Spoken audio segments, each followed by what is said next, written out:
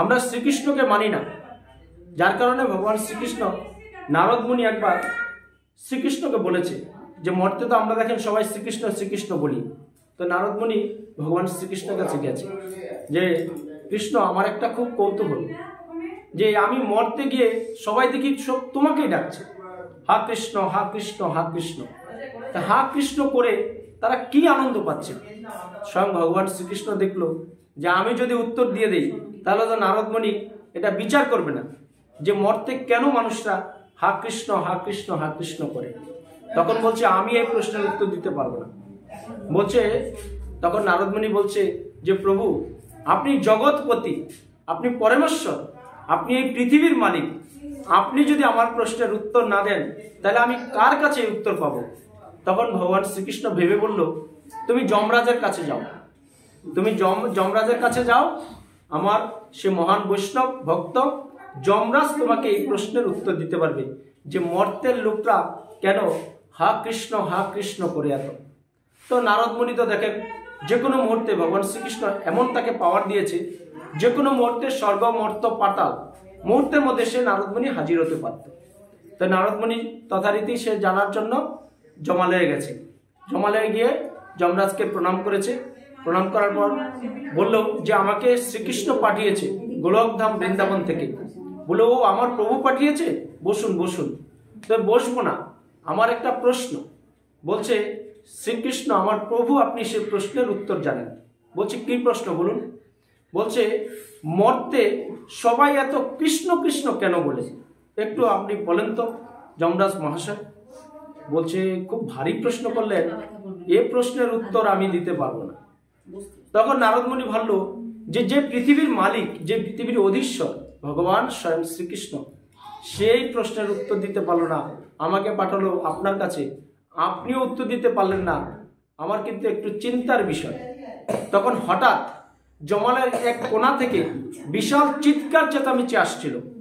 তখন নারদ মুনি যেহেতু জানার কৌতূহল, নারদ মুনি বলছে যে যমরাজ মহাশয় এই আওয়াজটা কিসের।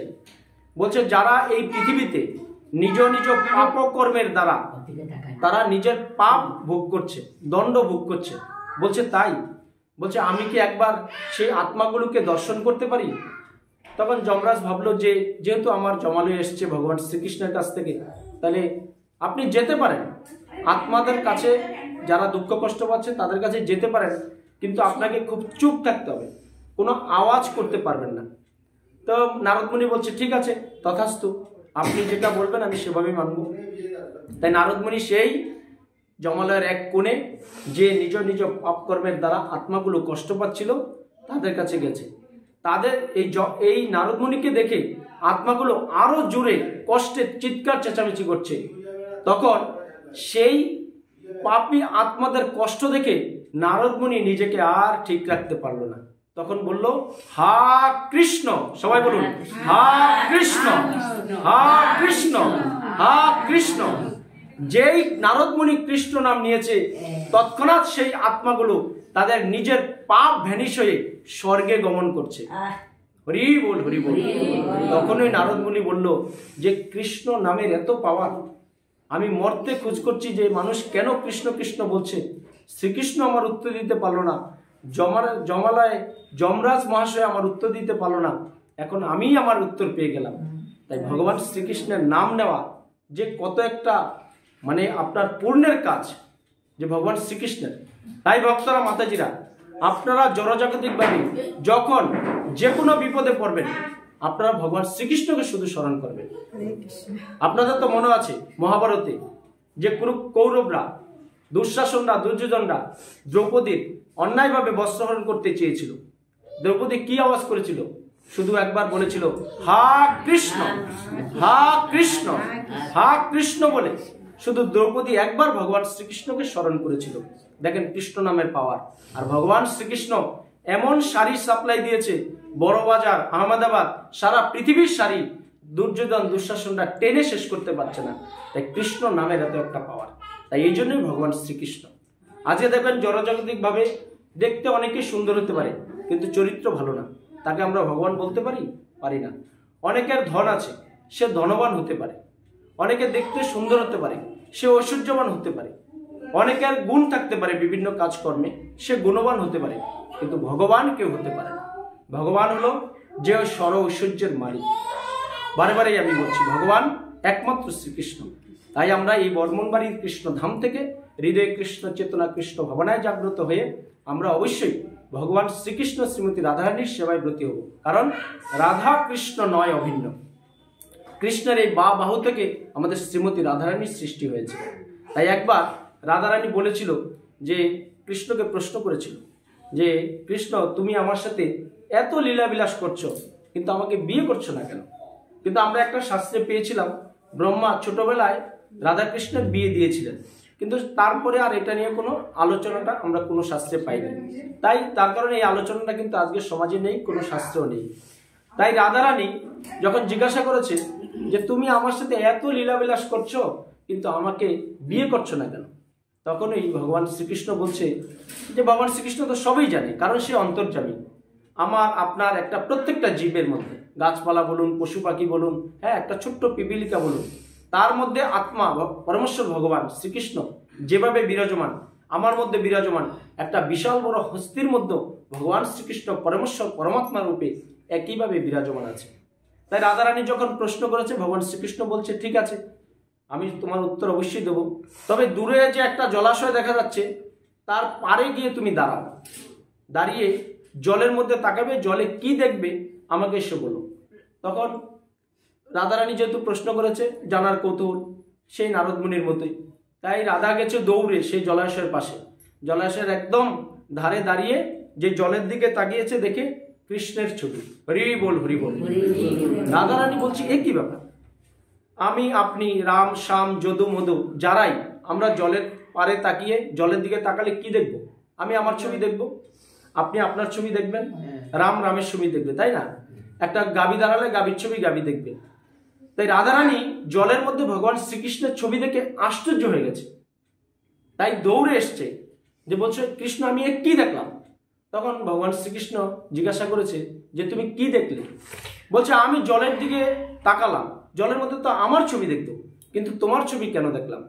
বলছে এটাই তুমি আমি, যে আমি আর তুমি অভিন্ন নই, যেই কৃষ্ণ সেই রাধা, এটাই প্রমাণ শাস্ত্রের। তাই কৃষ্ণের সাথে তো কৃষ্ণের বিয়ে হতে পারে না, রাধার সাথে রাধার বিয়ে হতে পারে না। জড় যে জাগতিক ভাবেন, যেভাবেই ভাবেন, একটা নারী একটা পুরুষের সাথে বিয়ে হয়, একটা পুরুষের সাথে একটা পুরুষের বিয়ে হতে পারে না, একটা নারীর সাথে একটা নারীর বিয়ে হতে পারে না, এটা শাস্ত্র বহির্ভূত। তারপর থেকেই শ্রীমতী রাধারানী ভগবান শ্রীকৃষ্ণের চরণে লুটিয়ে পড়েছে। তাই এই থেকে আমরা কি শিক্ষা পেলাম? যে ভগবান শ্রীকৃষ্ণ ব্যতীত আপনাকে কেউ কোনো কিছুতে বাঁচাতে পারবে না। আমরা এই যে আজকে এই বর্মনবাড়িতে কৃষ্ণ ধামে বসে আছি, আমাদের এই জন্মের কর্মের ফল নয়। আমরা কোনো জন্মে কোনো সুকৃতি করে এসেছিলাম বলে আজকে আমরা ভগবান শ্রীকৃষ্ণের মুখনিসৃত বাণী শ্রীমদ্ ভগবদ গীতা নিয়ে আমরা আলোচনা করতে পেরেছি, আমরা এখানে ভগবত ধাম গড়তে পেরেছি। মাতাজি তো এবারের মাতাজি অনেক হয়তো ভক্তদের বলেছেন, কিন্তু সবাই তো আসতে পারেনি, কারণ সবার স্বীকৃতি নেই। তাই আমরা পূর্বজন্মের কর্মফল যদি হেলায় অবহেলায় কৃষ্ণ চেতনা কৃষ্ণ ভাবনা নিয়ে না নিয়ে শেষ করে দিই, তাহলে কি হবে? আমরা এই জন্মের কর্মের ফলে আবার আমাদের দুঃখের সাগরে ভাসতে হবে। ভক্তরা মাতাজিরা অনেকে দেখবেন খারাপ কাজ করে সমাজে ভালো থাকে, ভগবানের সেবা করে না, কিছু করে না, এটা তার পূর্বজন্মের স্বীকৃতি। আবার অনেকে আছে কৃষ্ণ নাম সারাদিন করছে, কিন্তু দুঃখে কষ্ট থাকে, থাকলে কি হবে? তার পূর্বজন্মের যদি কোনো স্বীকৃতি না থাকে। তাই আমরা যখন মুক্তির রাস্তা খুঁজে পেয়ে গেলাম, আমরা যখন জানতে পারলাম আমাদের ভগবান শ্রীকৃষ্ণ, আমাদের যে কর্মই করছি না কেন, আমরা কর্মের পাশাপাশি সবাইকে ধর্ম করা উচিত। তাই ধর্ম করতে গেলে কি করতে হবে? এই গীতা পড়তে হবে। কারণ গীতার প্রথম শ্লোক বিশাশুকে বলেছে, ধর্মক্ষেত্র কুরুক্ষেত্র সমবেতা যুদ্ধসম মামক পাণ্ডবশ্চৈব কিম কবর্ত সঞ্জয়। ধর্ম করতে গেলে গীতাতেই বলেছে ধর্ম। তাই কেউ যদি ধর্ম করতে চান, ভগবান শ্রীকৃষ্ণের সেবায় ব্রত হতে চান, তাহলে কি করতে হবে? এই শ্রীমদ্ভগবদ গীতার জ্ঞান আপনার মধ্যে আহরণ করতে হবে, তবে আপনার ভগবান শ্রীকৃষ্ণের কাছে জানতে পারবেন। আপনি নিজে পড়তে পারেন বাড়িতে শ্রীমদ্ভগবদ গীতা এনে, বা যারা শুদ্ধ ব্রাহ্মণ বৈষ্ণব যারা ভাগবত গীতার বাণী প্রচার করে, তাদের মুখ থেকে শ্রবণ করতে পারলে আপনি সম্পূর্ণভাবে বুঝতে পারবেন গীতার মর্মার্থটা। আজকে অনেকেই আছে পড়তে পারেন না আপনারা, কিন্তু পড়তে না পারলে কি হবে? চারিপাশে কোথাও যদি শ্রীমদ্ভগবদ গীতার বাণী প্রচার হচ্ছে, গীতা নিয়ে আলোচনা হচ্ছে, সেটা যদি শ্রবণ করেন তাতেও আপনি পাঠক এবং শ্রোতা আমরা উভয়ে একই ভগবানের কৃপা সঞ্চয় করতে পারবো ভক্তরা মাতাজি। তাই এইগুলো ভগবান শ্রীকৃষ্ণের যে আমরা ভগবান জেনে নিলাম। তাই ভগবান শ্রীকৃষ্ণ এখানেই বলছে যে জন্ম মৃত্যু সম্পর্কে কি বলেছে, যে যার জন্ম হবে তার মৃত্যু অবশ্যম্ভাবী হবে, 1 বছর হোক, 2 বছর হোক, 10 বছর পর হোক। আমরা মাতৃগর্ভ থেকেই ভগবান শ্রীকৃষ্ণ আমাদের এই কপালে লিখে দেয় কখন কার কি হবে। তাই আমরা এটা নিয়ে কখনো ঘাবড়াবো না। ভগবান শ্রীকৃষ্ণ আমাকে যদি খুব কষ্ট রাখে সেটাও মনে করবেন ভগবান শ্রীকৃষ্ণের আশীর্বাদ। আজকে কষ্ট পেয়ে কেউ ঘাবড়াবেন না, কেউ হতাশা হবেন না, কেউ ভেঙে পড়বেন না, ভাববেন যে ভগবান শ্রীকৃষ্ণ আমাকে ভালো রেখেছে। আপনি যদি হতাশায় পড়েন ভগবান শ্রীকৃষ্ণ আপনাকে আরো আঘাত দেবে, কারণ ভগবান শ্রীকৃষ্ণ তার শুদ্ধ ভক্তের পরীক্ষা দেখে। আজকে দেখেন বাংলাদেশে যে চিন্ময় কৃষ্ণ প্রভু জেলখানায়, এটা তার এই জন্মের কর্মের ফল নয়, তার পূর্বজন্মে কিছু করে এসেছিল, সে তো লোকটা ভালো করছিল। তার এক ডাকে সারা বাংলাদেশের 3 কোটি হিন্দু এক হয়ে গেছিল, কারণ ভগবান শ্রীকৃষ্ণ মহাভারতে বলেছেন যে ধর্মের জন্য যে লড়াই করে ধর্ম তাকে নিজেই রক্ষা করে। তাই সে বেশি দিন এই কষ্টটা পাবে না, ভগবান শ্রীকৃষ্ণ দা আছে, কারণ সে তো অসৎ নয়, সে সৎ পথে আছে, তার ধর্মের জন্য সে লড়াই করেছে।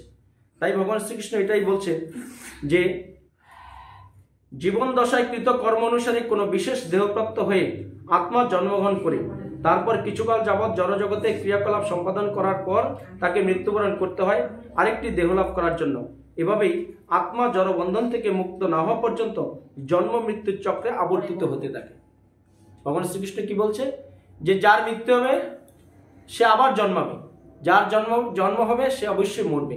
কিন্তু আমরা এই দুর্লভ মানব জীবন পেয়ে যদি এই জন্ম মৃত্যুর চক্রে আমরা যদি ভগবত ধামে যাওয়া, ভগবান শ্রীকৃষ্ণের কৃপা করে ভগবান শ্রীকৃষ্ণের প্রীতি সাধন করতে না পারি, তার সান্নিধ্যে যাওয়ার যদি কাজকর্ম করতে না পারি, তাহলে কি হবে, আমার কর্ম অনুপাতে আমাকে আবার পরবর্তী জনিতে আমাকে পাঠাবে।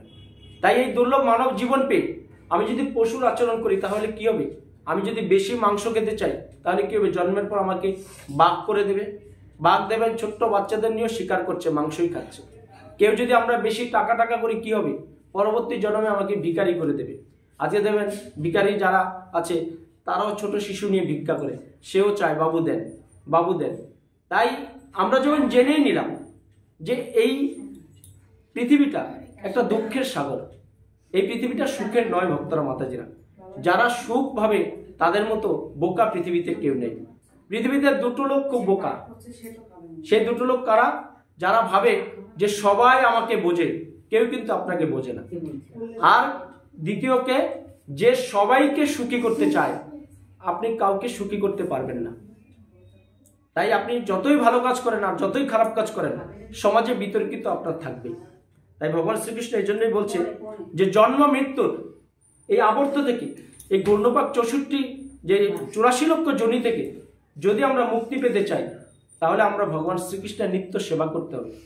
কারণ আমরা ভগবান শ্রীকৃষ্ণের নিত্য দাস। আমরা কিন্তু কেউ মহর্ষি, কেউ আমরা বিশাল বা রাজা মহারাজা বা দেবতা নই। আমরা যে যত বড়ই হোক, আজকে দেখবেন আপনারা যখন ইস্কনের মন্দিরে যাবেন সবাই সবাইকে প্রভু বলে। প্রভু শব্দের অর্থ কি, যে প্রভু হরে কৃষ্ণ, তার মানে কি আপনি আমার বড়, আমি আপনাকে বড় হিসেবে সম্বোধন করলাম। উল্টো দিক থেকে ওই প্রভু বলে প্রভু হরে কৃষ্ণ, আপনি আমার বড়, তার মানে কি আমি আপনাকে উচ্চতে রাখলাম, আপনি আমাকে উচ্চতে রাখলেন, আমরা সবাই সমান। আজকে জড়জাতিকভাবে আমরা কিন্তু সেগুলো ভুলে গেছি। আজকে যার একটু সমাজে পয়সা আছে, দেখবেন কোনো অনুষ্ঠান করলে আমরা স্টেজে তার জন্য একটা ভালো জায়গা রাখি, উঁচু চেয়ারে বসতে দিই না। সমাজে প্রত্যেকটা মানুষের প্রয়োজনীয়তা আছে।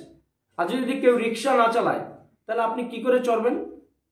আপনার অনেক টাকা থাকতে পারে, আপনি হয়তো ভোরবেলা কোথাও বেরোলেন, কি করে বেরোবেন যদি রিক্সাওয়ালা বা টোটোওয়ালা বা অটোওয়ালা রাস্তায় না থাকে? তাই ছোট বলে কাউকে অবহেলা করবেন না। প্রত্যেকটা মানুষের মধ্যে ভগবান শ্রীকৃষ্ণ পরমাত্মা রূপে বিরাজমান আছে। শুদ্ধ ব্রাহ্মণ, শুদ্ধ বৈষ্ণব ভক্তরা আমরা একটা কুকুরকে যে হিসেবে সম্মান করি, একটা মানুষকে সেই হিসেবে সম্মান করি। কারণ আমি একটা কুকুরের মাঝেও আমার ভগবান শ্রীকৃষ্ণকে আমি দেখতে পাই, আমি তাকে সেভাবে স্মরণ করি। তাই আমরা ভুলে গেছি জাগতিক মোহ মায়া, এই যে 6টা রিপুর কারণে ভগবান শ্রীকৃষ্ণকে। তাই শ্রীকৃষ্ণের সেবা করতে জানলে আপনার এই দুর্লভ মানব জীবন অবশ্যই সার্থক হবে।